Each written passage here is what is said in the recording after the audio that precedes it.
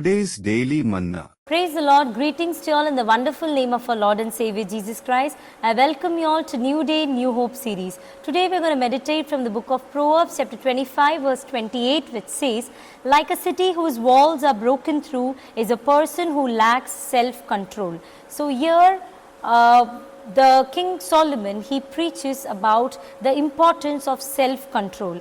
Here you can see he compares self-control to a city whose walls are broken through. So what do you mean by city whose walls are broken through? What can you understand from this phrase is, a city, if it is being fortified, if it is being protected, how you understand that this city is secure? Because it has borders all around it, it is surrounded by fences and strong walls around it, so that the enemy will not attack that city, because he knows that this city has a defense prepared for itself. So here the author compares self-control, the lack of self-control, with the city whose walls are broken. So the city whose walls are broken is a very easy place for an enemy to attack. He won't even think twice before attacking that city, because that particular city is without security, without any defense. Its walls is broken, so there is no secure place in that city.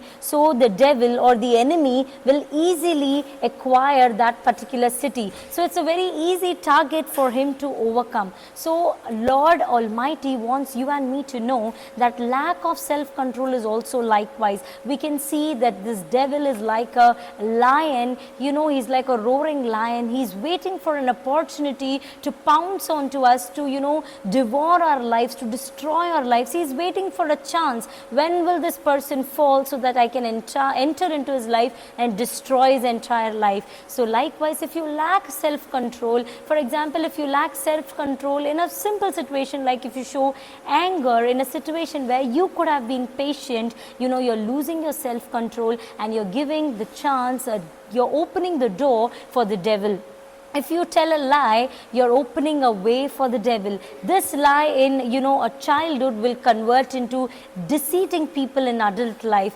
This small anger which you're doing now will lead you to commit murders or some, big crimes in your adulthood. So you don't have to even, open a slide of your door to the devil. You have to not give him any chance. So you have to be self-controlled. This is one among the 9, fruits of the Holy Spirit. You have to ask God to give those fruits to you, so that you will be self-controlled and resist the devil and he'll run away from you. Come, let's pray.